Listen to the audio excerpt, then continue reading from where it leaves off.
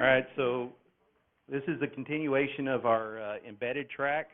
It's the first time we've had an embedded track here at SCaLE, and Stephanie is going to do a presentation here. She's a consultant with the VCT group, and she's been here trolling the rest of the presentations all day, so save your trolling to the end here.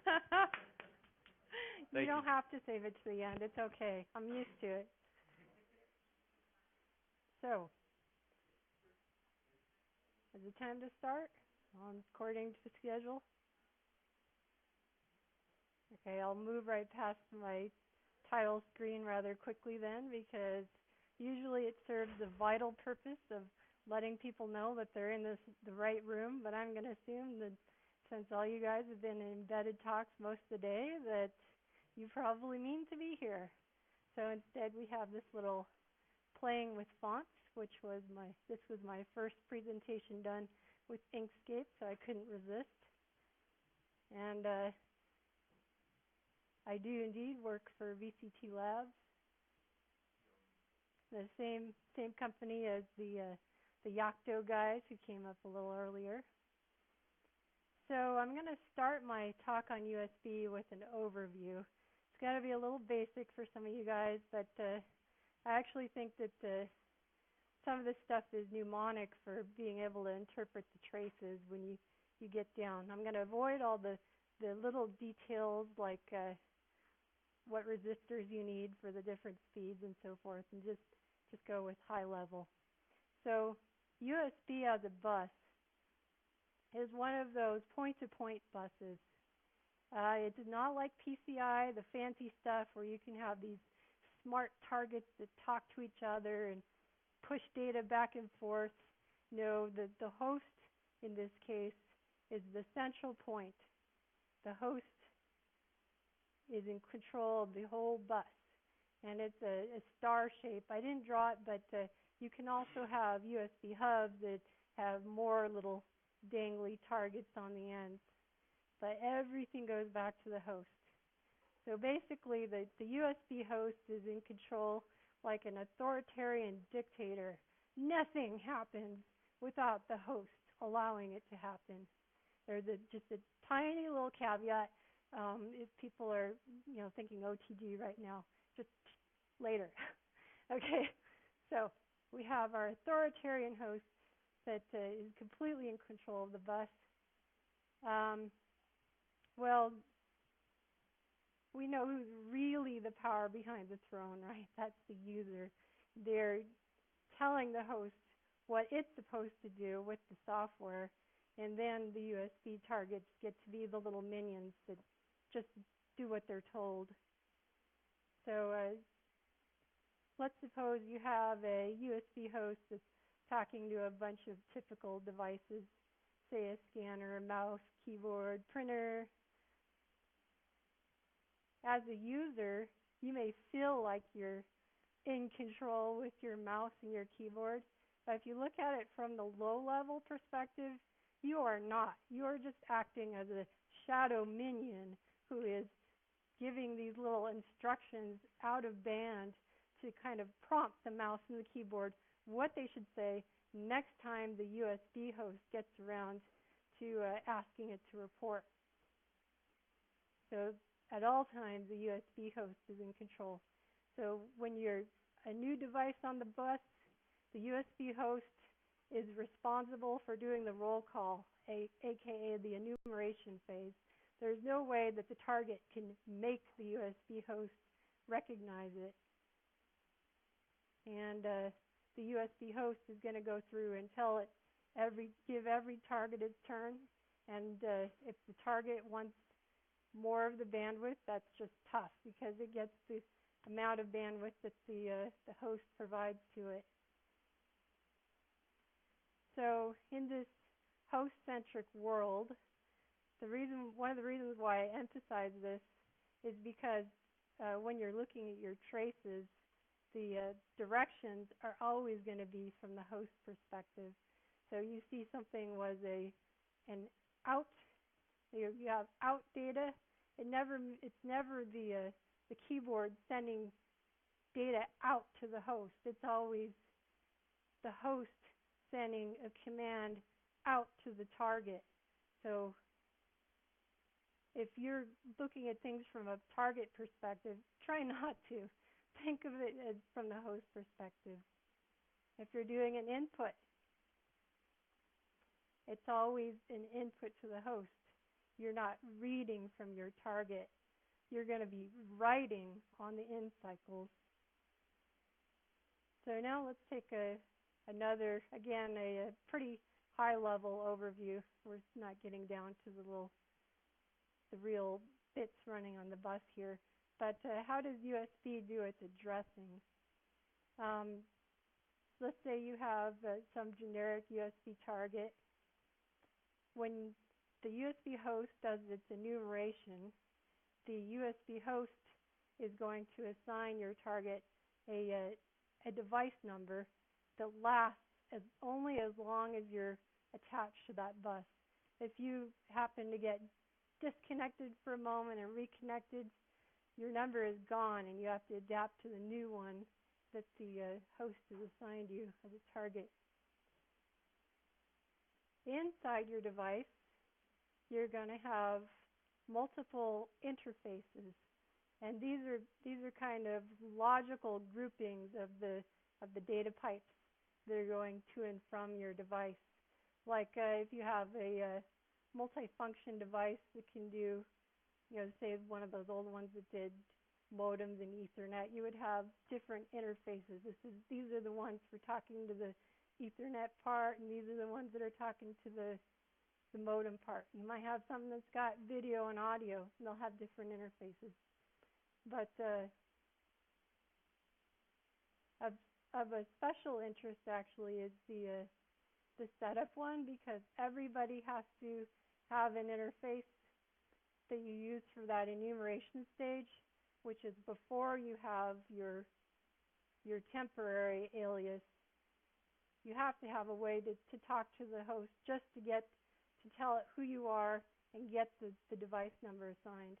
And you have this funny endpoint 0. Every USB target has to have this. And it's a bidirectional endpoint.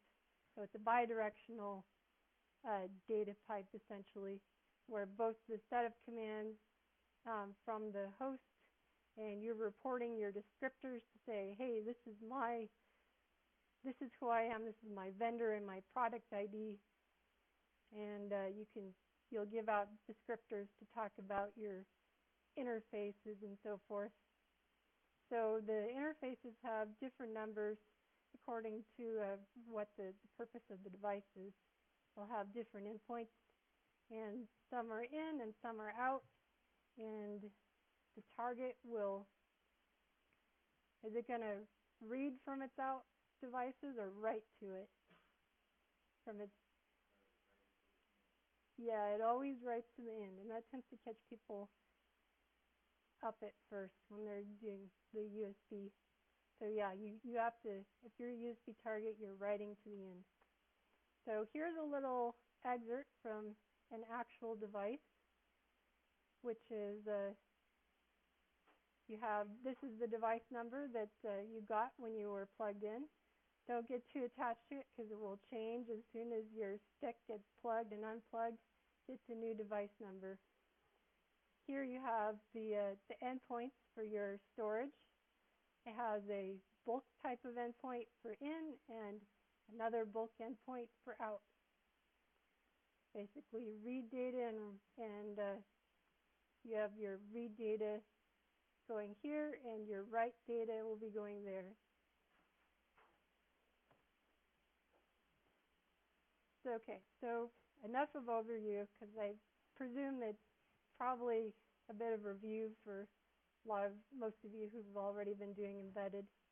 So now let's talk about some of the fun host tricks that you might actually find in the field when you're doing embedded instead of desktop Linux. The first one is nearly universal, and that's that you're going to face limited power for powering up your targets. When you have a desktop, you're probably used to it being able to power up and different sticks, maybe some of those cute little low power USB drives, and powered your mouse, your keyboard, maybe some custom little crazy LED USB device that you've got. That is not likely to happen if you're trying to power stuff off an embedded board. Usually they do not have the power to spare for a hard drive, for instance, stuff with moving parts. You're likely to be okay if you're just trying to do a mouse and a keyboard, say on your BeagleBone or your Raspberry Pi, certainly. They tend to be okay with that, but you really got to watch it. And that's actually by design, because people don't want, yes.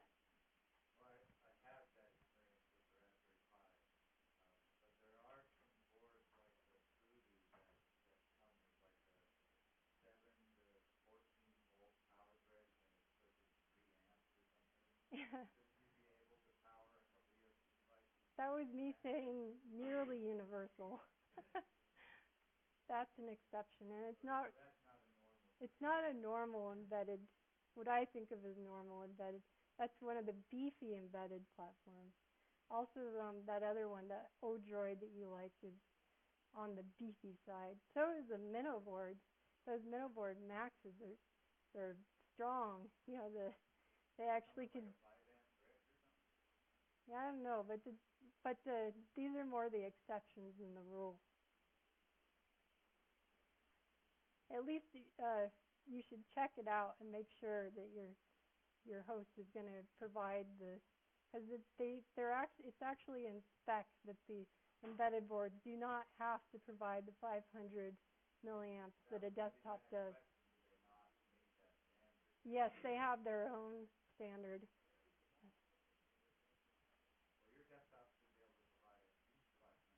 Yes.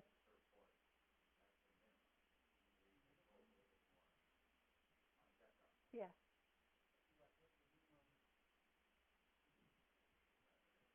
Mhm.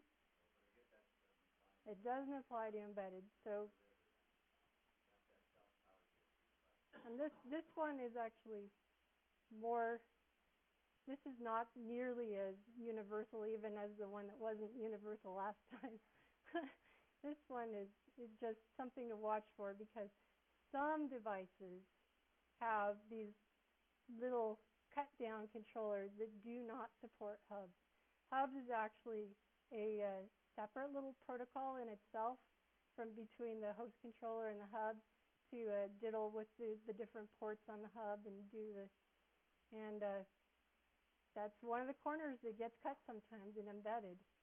If you think you're going to use a hub, you better test to make sure your device really talks okay to hubs.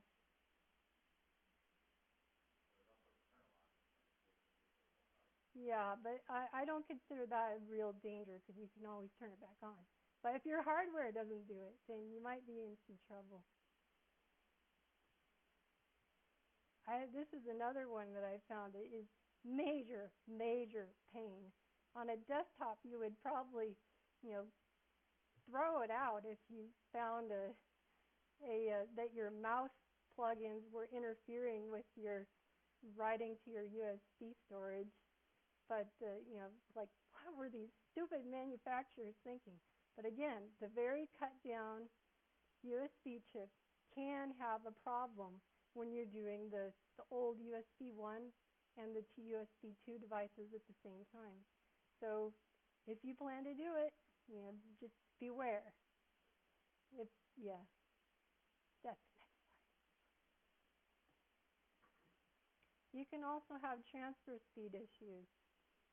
Your desktop is doing something completely no sweat with the transfer rates that you need. You've got your USB thing streaming, camera streaming. You've got your USB storage going, and it's completely not breaking up a sweat. You put it onto your little embedded board, and suddenly you've got frames dropped all over the place.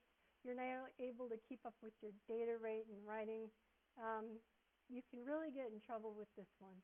And again, this is definitely not a universal problem. I don't think you're ever going to see this on, say, that Minnow board Max that we were hearing about this morning. But especially as you go towards the low power side rather than the CPU horsepower side, you can have this transfer speed. Now, also the really, really cheap can get in here too, because even if you have low power, a good DMA controller can save you. But suppose you don't have a decent DMA controller, or suppose the vendor gave you a cruddy driver that maybe it doesn't even enable DMA. Then you're really hosed trying to do PIO USB on a USB 2 speed stream. Yeah. So, and the last category that I've run into is just not really a category I can define. I'll give you an example. This is a real-world example that a couple people in this room will be familiar with. Suppose you have a specialty USB printer. You have it hooked up to a port on your embedded device, and the application is such that somebody turns off power on your embedded device by yanking the power cord. That is not actually that uncommon, right? This isn't a real computer. This is embedded. It's an appliance, so people turn off the power any way they feel like it. Nobody expects to have to do a safe shutdown like on a PC. So here you go. You just done that. You turned it off. Your printer is hooked up. You turn the power back on, and you can't get the printer to talk to you again without cycling the printer's power. What the hey? So this one, I think I'll get back to a little bit in the, really high-end specialty printer. It was just going wacky. And of course, this never came up in a desktop situation because people don't go around, just pulling the power plug in their PCs. And it probably wouldn't happen anyways because it was something about this particular USB controller that upset it. Upset the printer. Okay, so since this one is really pretty common, let's just discuss this one as its own topic.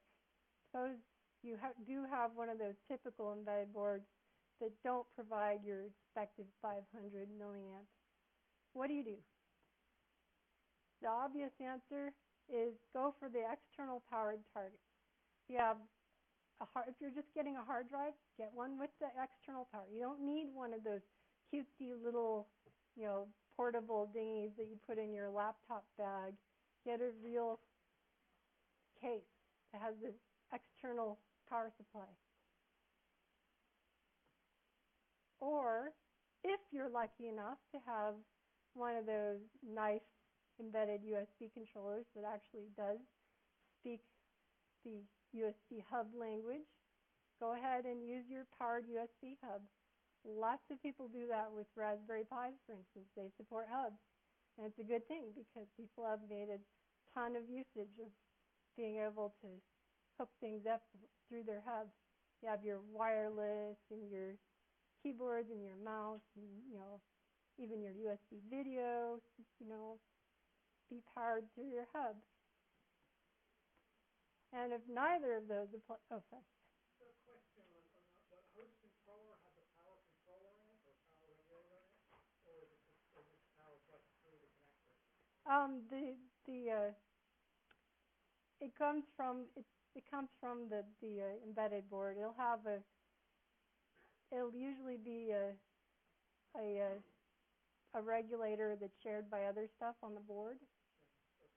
But it might be just if the board is mostly 3 volt, it might have a special boost just for the voltage boost just to provide the USB 5. I mean, but if it's just through, in theory, you could just put a power supply on it. Except the regulators don't always accept it. Okay, so if neither of those apply, and you've got some special purpose, super duper, I can't find an alternative USB target, then you're kind of up the creek. Try a little harder to find an alternate. You'll have to either do rethink your host board choice. You'll have to rethink your special unique target choice.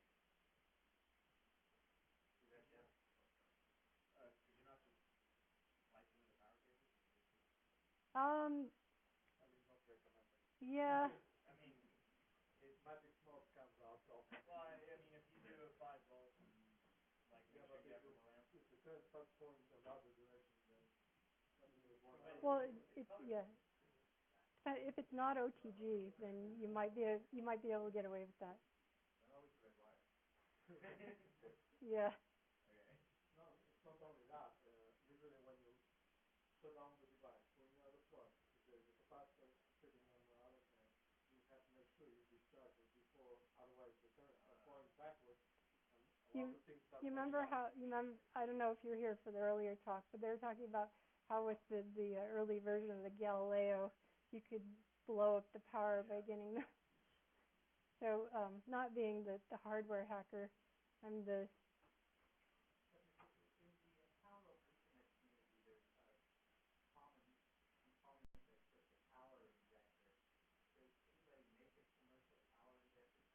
No, they expect you to use powered USB hubs. No, but the hub requires the hub protocol. Yes. Right. So does anybody make one that's not a hub? I've never seen one. That doesn't mean it doesn't exist. That's the same issue.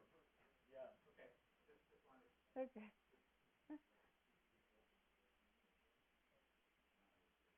Okay. So let's suppose you're starting a new project and you know that USB is going to be a part of it. There should be a very early discovery phase where you start looking for trouble. What do we got? My mom told me never to do that. Your mom didn't play Munchkin.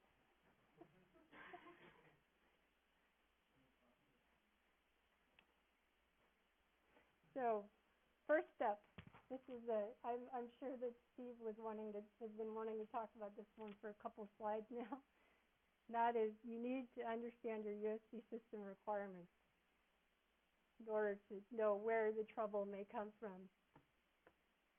Are you going to have multiple targets on the bus? Are you going to be having multiple speeds at the same time? Are you going to need a high throughput? Are you going to have targets that are coming and going with the hot plugging?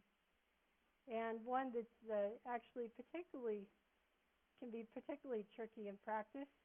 Do you need to be low power conscious enough that you're going to have to be suspending and waking your device? Because that is a real opportunity for things to go haywire just once in a while. Those of us who've been using Linux laptops for a long time can probably remember that there have been times when you have these little glitches that happen, say 1 in 200 boots or whatever. Have fun trying to track that down. So, the big lesson from the field is that you want to validate your needed features early. And the validation can be a combination of researching to see what other people have done with your USB host. Like, say you're on a common platform. Say you're on a BeagleBone. Say you're on a Minnow board. Say you're on a Raspberry Pi. It's pretty well documented what does and does not work on those common platforms. If other people are able to do something, are able to use hubs, are able to use, multiple targets, hot plug, and so forth, then it's a pretty good bet that you'll eventually be able to figure out how to do it too. If it comes down to using the right kernel or, the right hub or whatever. Once they've proved it's doable, then it's no longer a big risk. And maybe you're lucky enough to actually use a platform on this new project that you have personal experience with. Well, certainly your personal experience also applies. Like if you've been able to mix and match USB 1s and 2s in the past, you should expect to still be able to on your next project. Now, lacking those things, say you're using a newer platform that hasn't more bleeding edge, that hasn't existed for a long time, then you're really going to need to focus on the stress testing. Get your hands on an eval board as soon as you possibly can. Do not wait until your hardware engineer has an early spin of your custom board. Use the eval board that they were using for a reference design for their hardware spin. Start doing the tests that apply to it. Like if you know that you're going to be hot plugging, then do your hot plug and see if it gets any issues with using the vendor supplied kernels and the vendor supplied hardware, reference design and so forth.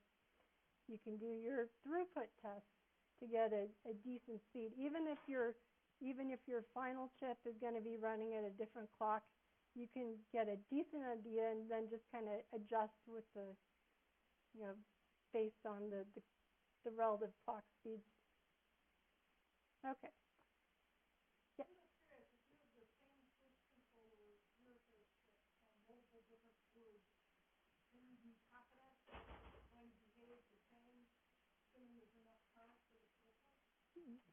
Assuming no hardware glitches, yes. Yeah. Yeah. But at least it's been demonstrated that it can be done. And when you take it on the board that worked and then you show your hardware designer, look, this is what it's doing now. At least you have, a control to compare to. So it needs to be the exact same chip, not just, well, it works on my Beagle board, so it ought to work on my Beagle bone. The CPUs, potentially they are different CPUs, so you could have a funky little glitch that's on one of them and not on the other. So even from the same company.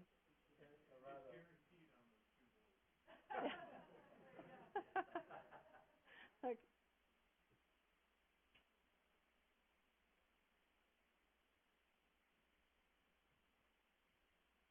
Okay, suppose that you are unlucky and you did your due diligence and did all your tests and you found something weird. Well, you have a couple of ways to collect data. The obvious first one is to turn to software.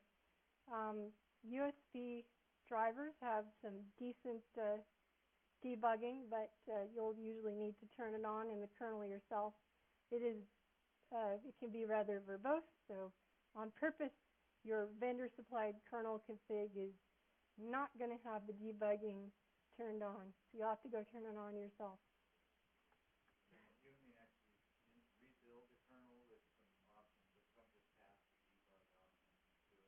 Well, it depends how the vendor one was built. So usually it will be just plain compiled out. So you're likely to have to go build the kernel with your custom config.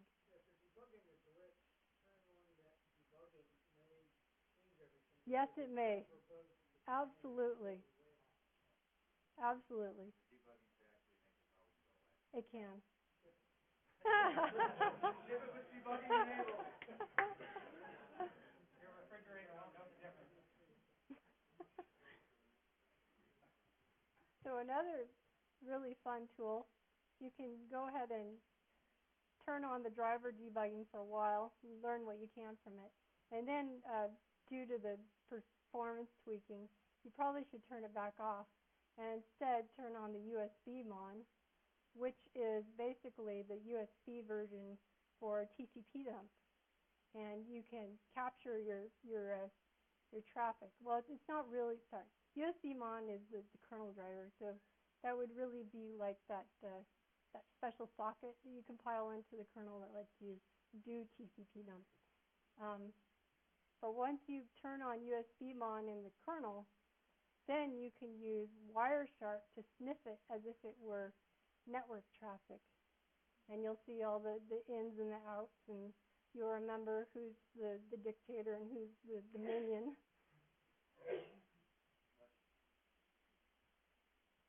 Now, the USB-MON traffic only goes so far because you are trusting what your drivers are telling you. Usually the USB core stuff, the low-level stuff, it will usually give you an accurate representation of what's going on, but it's not as complete as you can get with hardware. For hardware data collection, I don't actually know about the open hardware choices. Maybe somebody could contribute that.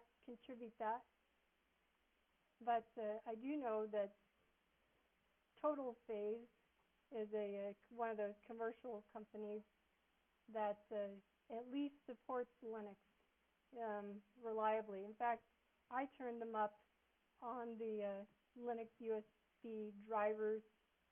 They're rather neglected web page that talks about USB stuff, but they recommended Total Phase there, and I've found that to be a good recommendation.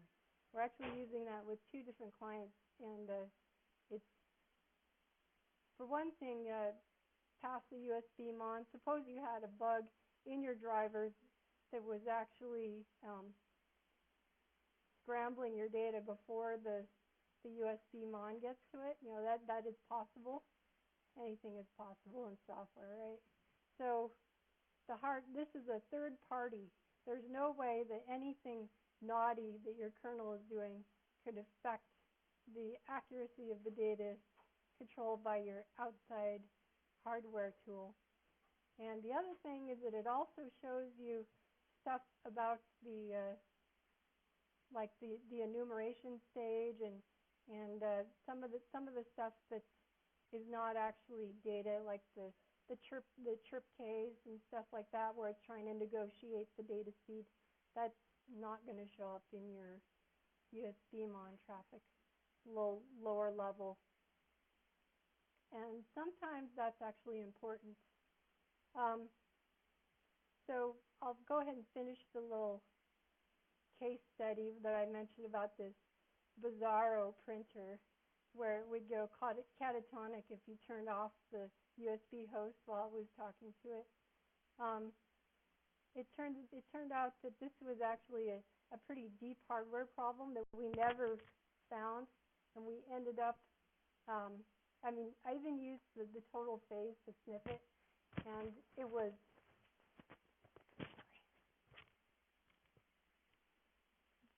everything was proper from the host side when it was coming up the second time and the printer refused to finish enumeration.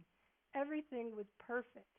Basically, there was some low-level, electrical level problem that was making the firmware inside the printer unhappy, such that it was stateful, and the next time you tried to do an enumeration, wherever you tried to do it, it would just goof up.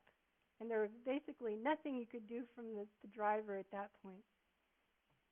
So this leads into our next question is, okay, so you've characterized it. Well, what do you do now? So if you're lucky, you've just found something that was a driver bug. Like, for instance, some of those, I'm getting terrible transfer speeds problems turn out to be driver problems where the vendor released the drivers with DMA disabled because they were still working on the glitches with their DMA engine. So once that gets solved, you can update to a newer kernel and wonderful things happen instead of the frustrating stuff that you were going through before. Now, the second best thing that you can hope for is that there's driver workarounds. Sometimes if you have a really special case for your USB, you can go in and disable some of the other features, the kind of, just hacking stuff that would never be allowed upstream. But if you need to get your product out, in a couple months, you may go for it now until the real fixes come out in the future. But if there's other things where you just cannot address it by software, and that's when you need the hardware fix. You end up hoping that somebody was smart enough on the hardware team to allow you to have a PCI bus and get in a separate USB controller. The PCI controllers tend to be much less bizarre than the ones that they tried to smash into the SoC. It's their whole purpose in life, so they try to do a pretty standard job at it. And that is actually how the case of the frustrating printer got solved. Was, well, don't plug it into that port. Plug it into this other port over here. Voila, on a different controller. Because, what driver workaround can you do when the thing that makes the target unhappy is electrical noise or something that's going on as you're dying from the power outage, right? The managers always want a software fix. How can you do that? Yeah.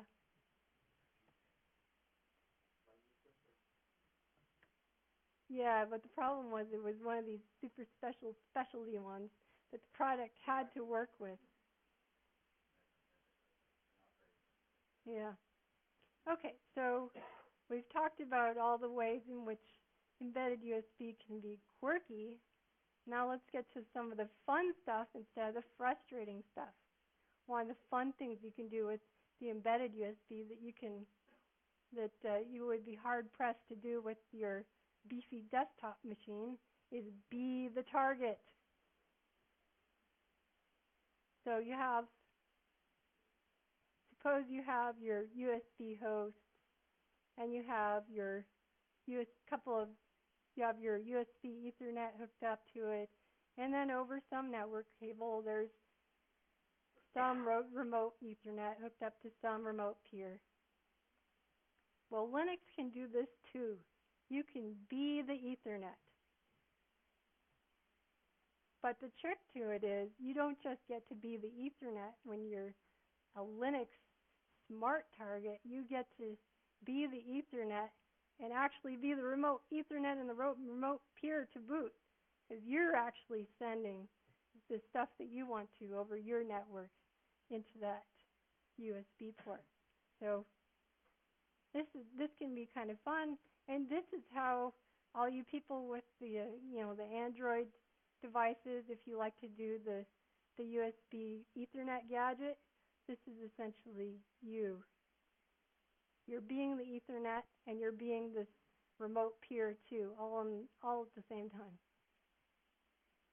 And it doesn't stop at Ethernet. You can have USB serials. Your USB host thinks you're communicating with some remote device over a serial port. Again, there's a gadget that lets Linux be the serial. And, oh, by the way, it plays the remote peer as well. Here's the next fun feature. You can have on-the-go ports. Like, for instance, this is really common on anything that any of the CPUs that might be intended for mobile usage. They will generally provide you an on-the-go port. And on-the-go just means that your USB controller has a split personality.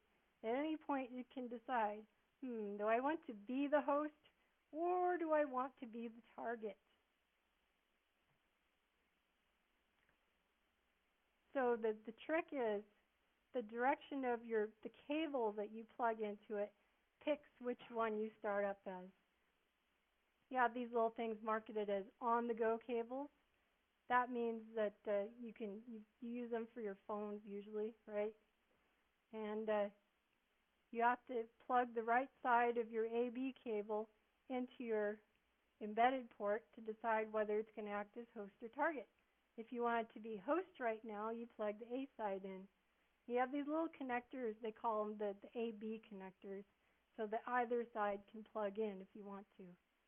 So you could, if you're plugging it up to, say, a keyboard, then you plug the A side into your phone.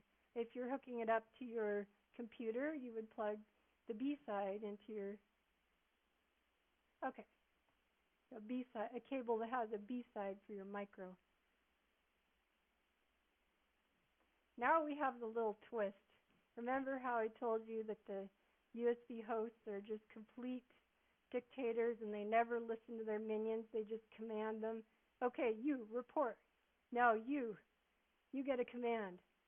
Well, the host negotiation protocol is part of the on-the-go specification for USB, and it works between two devices that have the split personality. So let's say you have your cable and you hook it up, and device 1 over here gets to be the host first, and device 2 gets to be the target first. Well, it's like you have a couple of kids who are playing dictator and minion, and then the one who's playing the minion after a while says, you know, I'm tired of being the minion, I want to be the dictator. And then they can negotiate to swap roles without physically unplugging the cable and turning around the cable.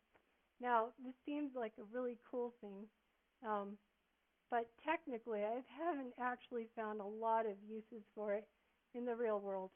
A lot of times you just decide which way to plug your cable in, and that is the direction that that you'll be using it for a while. I haven't seen a lot of this. You'll find test pages online that tell you how to do this role swapping. It seems to be kind of board specific though. It's like, well, if you go poke this over in the SysFS area, then you can trigger a role swap. I haven't found any standard ways to do it yet. Something to remember, if you are doing this OTG stuff between two devices that both talk on the go, the one that the cable still matters, because the one that starts out as host is still supposed to be powering the V-bus. Now, it may not be giving much power. It doesn't have to provide any 500 milliamps, like I said before. I think it's supposed to be 100 milliamps. 100. So if you have one that's really low battery and you wish the other one would be giving it a little bit of trickle charge, then pay attention to which way you hook up the cable. Because the host negotiation protocol just determines who gets to act as host data-wise. They decided not to do some complicated thing where the 5 volts turns around power, turns direction around. Okay, so a lot of this stuff was kind of generic about embedded USB from the system perspective. Let's talk about the actual Linux side. What are the drivers that you're going to be using if you design a system that has USB in it? Well, at the very bottom of the stack, you have your host controller drivers, which actually might be the similar ones to what you use on the desktop, namely the OHCI, EHCI, and in rare cases, XHCI if you're doing USB 3. But a lot of times you end up with this other thing called MUSB, where the M stands for mentor, because it's one of those IP cores that Mentor Graphics once upon a time designed, and they've licensed out to a whole bunch of different SoC chip makers. There's been a lot of forking going on, so you can't necessarily depend on the things that work with one MUSB to work on the other. But In fact, they're some of the ones that were responsible for that annoying non-hub supporting trick. But anyways, if you've got an MUSB, then you'll just have to cope with it. Some of the newer ones that are actually seem pretty decent. Oops, wrong way. MUSB, yeah. Yeah. TI is one of the ones who licensed it. Okay, on top of that.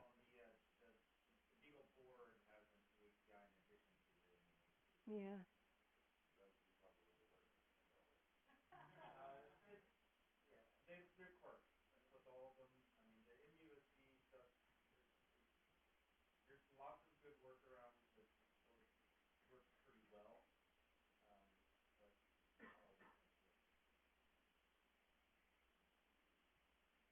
Okay, USB core is kind of a glue layer that they, as a system designer, just at the person responsible for the software, you probably don't have to worry about this too much because usually the release kernels have the USB core behaving pretty well. I've mostly found problems in the glitchy hardware or higher level drivers. So above the USB core is what people probably usually think of as USB drivers. And these are the ones that tell the USB host controller how to talk to different kinds of targets. And I have this split up into the standard and custom ones because there's the standard ones like USB storage, USB net, which go with defined USB classes on how those protocols are supposed to go. There's actual standards on what a USB Ethernet is supposed to do and what a USB storage device is supposed to do. But people are free to write their own protocols on USB. There's all kinds of, there's all kinds of custom stuff that Linux is a great way to take advantage of because they have this generic layer. Used to be a file system that you would mount called USBFS.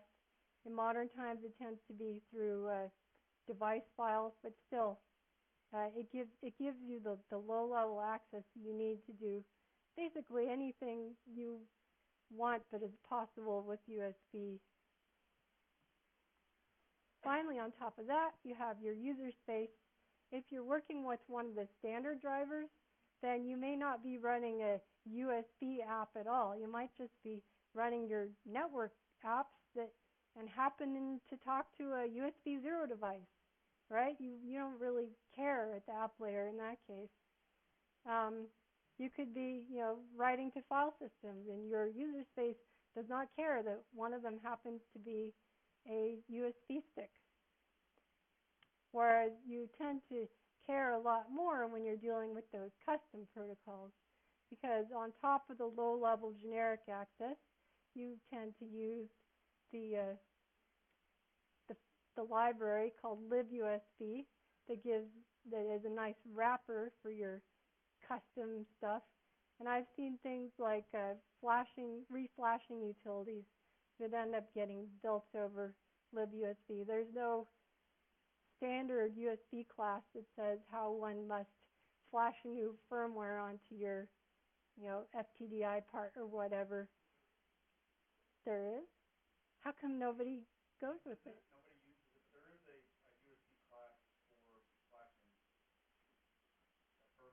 Well, that's frustrating then. I've never seen it used.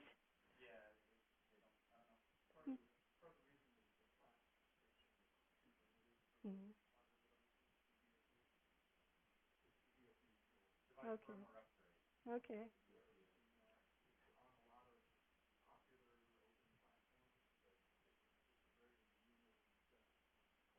Okay.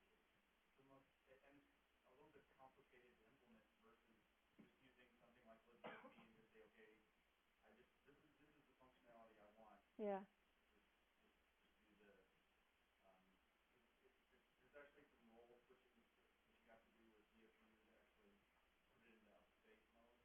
Mhm. Yeah. Well.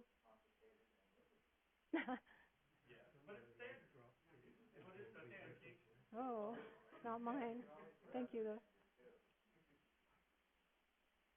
Does anybody have any other good examples of their LibUSB custom fun programs? I know Greg KH has done some funky stuff with the LibUSB before. But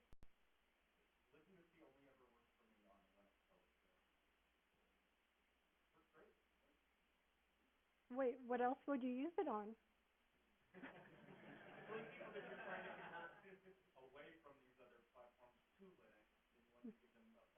Yeah.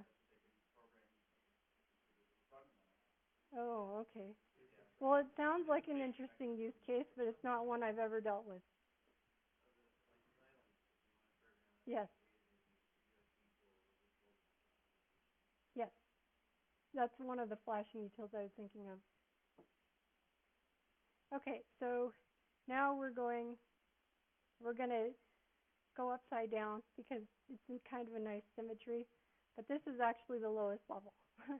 From the target perspective, the analogy to the host controller drivers is the peripheral controller drivers, and I've found that this tends to be a lot more vendor specific.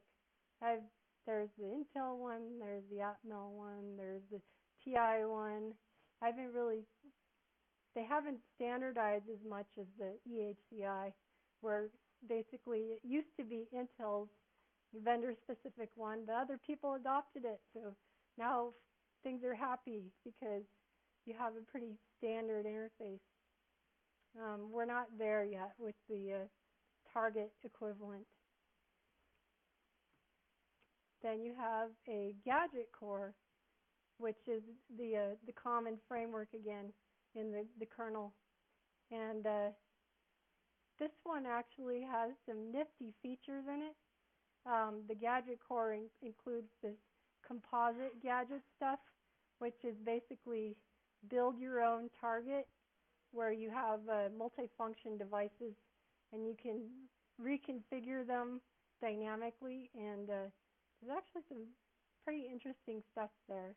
And I think if you want to hear more about it, you should probably talk to Matt Porter, who's coming up soon, because he actually wrote a library, user space library, to make it more convenient. So then you have, again, your classish drivers. One side does the storage for the host, the other side does USB storage from the target side, and all these have the G underscore to kind of give people the hint that they're running the target version instead of the normal host version. So you have G storage counterpart to USB storage, G ether counter to USB net, you have a G serial, and so forth and so forth. But again, since sometimes you're not going to be able to fit well into one of the predefined gadget classes, there are the kernel provides the custom facilities for making protocols. Once upon a time, there was Gadget FS, and that actually lasted for many years. In recent times, Gadget FS has been demoted into we're trying to make this deprecated directory, and if you're doing new designs, you're really supposed to use Function FS. I'm working on a project that started out with an older kernel, and I found out that Gadget FS actually had bit rotted a bit and actually had to submit a patch to get it to even load and unload as a module decently. So I would highly recommend using Function FS if you can. But on the other hand, a colleague said that there were some real details about using alternate interfaces where they couldn't quite figure out how to do it yet with FunctionFS. So you might have a little bit of fun if you're trying to convert some old GadgetFS code into using the FunctionFS system instead. So finally, on top of the gadget drivers, you will normally have the user space level. Like for instance, the network app that is talking to your interface created by G-Ether that is basically acting as the peer computer to your USB host. You also might have a user space that was talking on the other end of G-Serial, talking G-Serial to your host computer.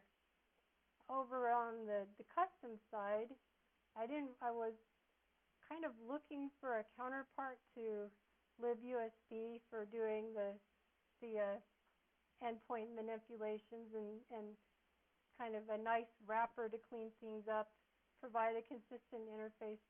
I found one thing on GitHub that was called GadgetD, but I haven't actually used it yet. So if you something to look at, but I can't give it a huge recommendation because basically that's all I did. I looked and saw it was there. I haven't used it yet. On the other hand, if you're trying to make one of those nifty multifunction gadget drivers, I just found out today. For instance, this is pretty common on tablets, where you have the tablet, you want to do your USB net at the same time as you're doing your ADB, and maybe you're trying to do something else at the same time, like another custom function that you invented maybe. There is a library that will help you out with that, and that is called libusbg on github.com. And that helps you do the dynamic configuration to basically assemble your target. Say, I want some of this, I want some of that, and I want some of that. So for the custom side, you can find both MPP and ADB examples implemented on top of FunctionFS. That's actually probably a good thing to look at if you're interested in implementing your own protocol using FunctionFS, since there really isn't a large amount of high-quality documentation for this part of the Linux space. Most of the write your own custom user space guides seem to be for the host side. So now that we've talked about the standard drivers that you would definitely want to be picking and choosing from for your final product, let's take a little look at the development and test drivers. I've really found only two places that talk about this in any great detail. One is the Linux USB site, which has a lot of really good info, but is a little bit on the dated side. And the other is your good old-fashioned Linux documentation directory. Those are pretty much the best sources of information I found for this topic. So, is it gone again?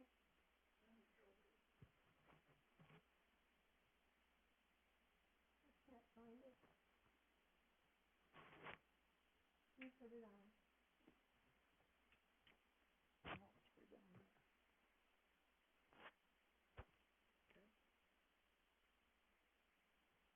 Should I repeat anything? Was it too quiet?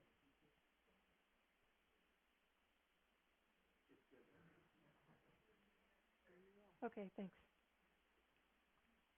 Okay, so basically I just said that my two best sources of information for what to do with respect to development and test of drivers are the linuxusb.org site and your friendly neighborhood Linux documentation directory. There's not too many great tutorials out there on this topic yet. So here we have again this top part is the host side of the system, and the blue part is the target side.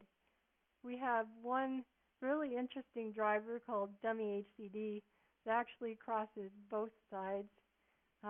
It, in other words, it emulates both the host controller hardware and the host controller driver, and the peripheral controller driver and the target controller hardware. So the interfaces that it exposes, it lets you talk to both. You can, it's like kind of like a local loopback where you can talk in one side on the host, and on the other side you can talk target. So this can be a really great thing for testing your higher level drivers. Like say you're writing something that has libUSB and custom protocol on the one side, and you have FunctionFS and your custom user space code on the other side. You can actually work on this on your big beefy desktop Linux machine instead of having to go out and do the initial driver development with your target hooked up. So I think that could come in handy. Also, if you're trying to do work on, say you're debugging one of the class drivers for some reason, dummy HCD could be your friend. Now, the driver that gets a lot of space in discussion on the linuxusb.org site is the USB test one. This one is good for testing your hardware. What you have is a little system for stress testing. It'll do different types of. It actually implements a number of different built-in tests that you can select among. It'll do different types of traffic, and it's driving it from it's a host side driver. So you could use your USB test, and you could talk through, say, a real hardware controller and talk to anything that implements they call it the Gadget 0 protocol. And that's basically the peer that USB test expects to talk to. And you would use, in the user space, you would generally use the test USB program. I know it's aptly named. These things are so memorable. You have your USB test talking with your test USB to drive it. And they have an example, test.sh, that you can also get at the Linux USB site. And if you're actually working on one of those platforms where you're not totally confident of the hardware yet, this is a good way to test the long-term looking for data corruption type bugs. There's certain types of things that it's not going to test, like it's not going to test your connect-disconnect problems. It's not even going to test problems that you run into with using multiple endpoints in parallel, which was a little disappointing because I had a specific thing I wanted to test a while back, and it didn't do that. But it does turn up a good category of bugs, and so it's worth looking into if you're trying to test your not hardware that you're not totally comfortable with yet. In addition to Gadget 0, there's actually other counterparts on the target side that you can run that implement the same protocol.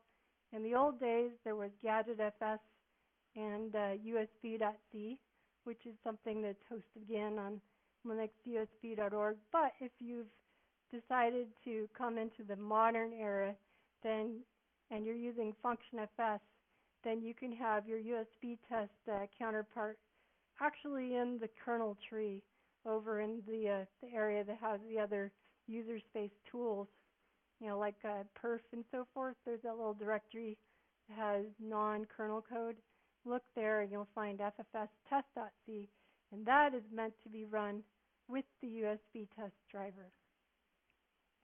On a separate note, which is not really so much testing as driver development, suppose you're trying to come up with your own protocol driver, and for some reason you decide to do it kernel space instead of using USBFS plus libUSB. There is a nice, really simple example called USB Skeleton that the developers tend to keep up-to-dated and working. And all it does is a couple of bulk endpoints that you can access from user space. And there's not really a lot of points, for a production system. It's pretty much more for learning how to do one of your own drivers that would do something more interesting. So if there's any questions that people haven't already asked, especially ones that I might be able to answer, go for it. Well, before we start the questions, give her a round of applause.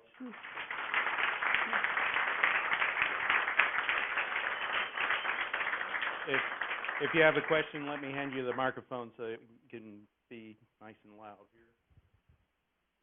Somebody has dropped one of these cards and may be looking for it. All right. Before they leave. Any other questions?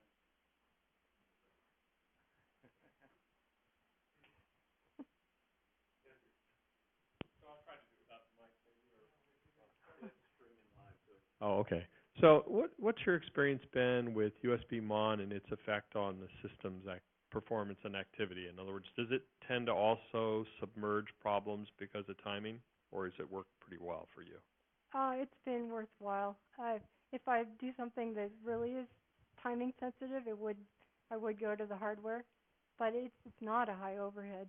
So you'd be pretty unlucky if it made your bug disappear.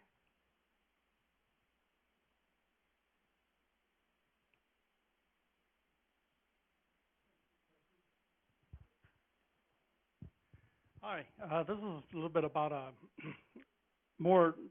fairly general how USB works question that, like a few years ago, I noticed that there were changes in the implementation on how to verify the integrity of data when it gets transferred across USB. In fact, even at one point, I remember one Windows system I was looking at actually was implementing TCP/IP over the USB connection. I was wondering if you knew in any way.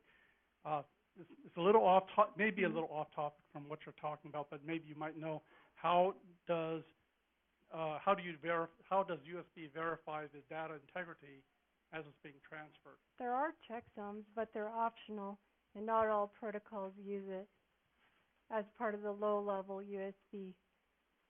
So I think it depends on the protocol. How about the USB video class? Do you find that there's support for that in the embedded space? There is. There is a gadget for the UVC cameras. So if I learned anything, that would be G_vid or something like that? I think it's G_UVC. Thank you.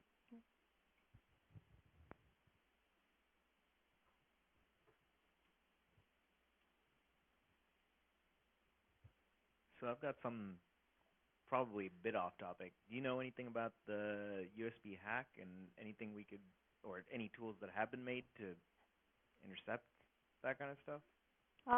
You mean the recent, are you talking about the Mac one?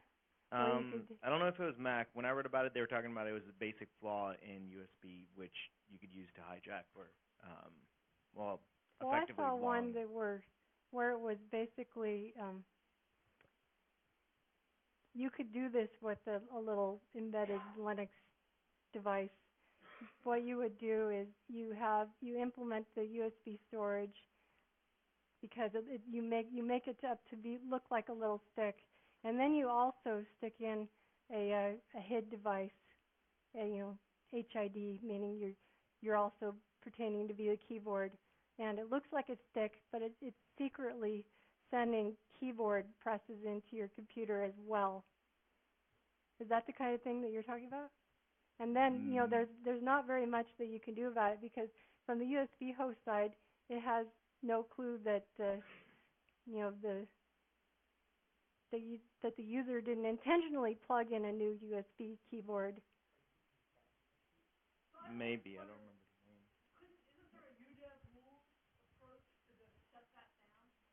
Well, We have this vendor and this device ID and its storage. yes.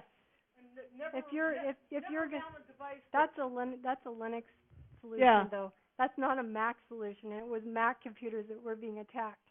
When I heard about it. use Linux.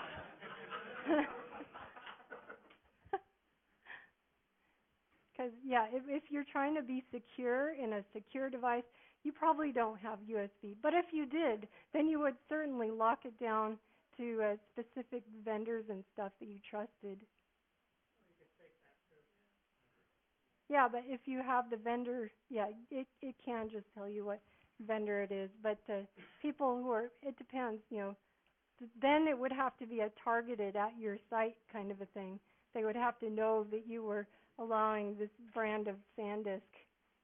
And they wouldn't allow it to this SanDisk to turn up as a keyboard, right?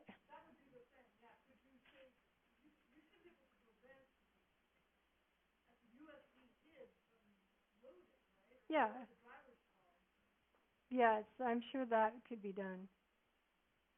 But then they would just have to figure out what mice you use and make it look like your mouse.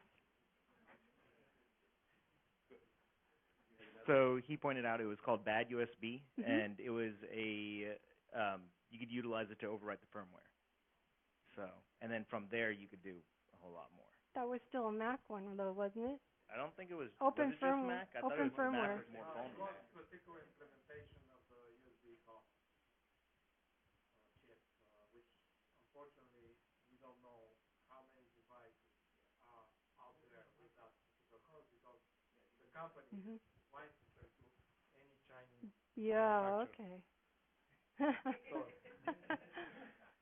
Well, I can speak from personal experience. I've worked with a couple companies that do top secret work, and they spent tens of thousands of dollars a year on epoxy glue for USB ports. Every laptop that they purchased was USB ports were filled with epoxy. Yeah. Oh, sorry. Any other questions? We got a couple here in the back.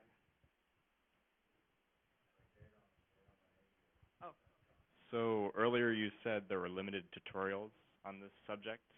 Especially on the gadget side of custom protocols, you will tend to find a number that talk about how to use libUSB to write your own nifty host side drivers for custom whatevers you get off the internet. But not so much on, well, I want to be one of these custom whatevers that you then put on eBay or whatever. So where would you go if you wanted to get started with USB programming or driver programming in general? The host side user space is a good place to start. And Greg Crow-Hartman has posted some nice tutorials on that. Don't start with the target side. Do that later. All right. Thank you.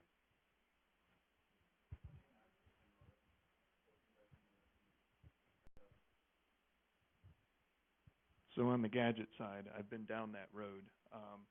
You can get, for FunctionFS, you can go to Danx's site, right, where the U-boot tree is hosted. On their Git tree, there's a PTP gadget driver, right? So when FunctionFS came in, the kernel was being discussed. That was one of the reference protocols that was implemented. It's a pretty good implementation of a FunctionFS based gadget. I've used that for some of my projects as a guideline and so forth. Oh, that's actually a great one. Thank you. It's fairly complex. It is, but it's what I used when we were looking into converting GadgetFS to FunctionFS because they made that transition, and you can get the Git and see what they did during it. Yeah, you can look at both versions exactly. So it's the PTP .gadget.git repository on But the I still don't recommend on that for banks.eu. starting out in drivers. Yeah, there's no good tutorial out there. It's all tribal knowledge. Yeah.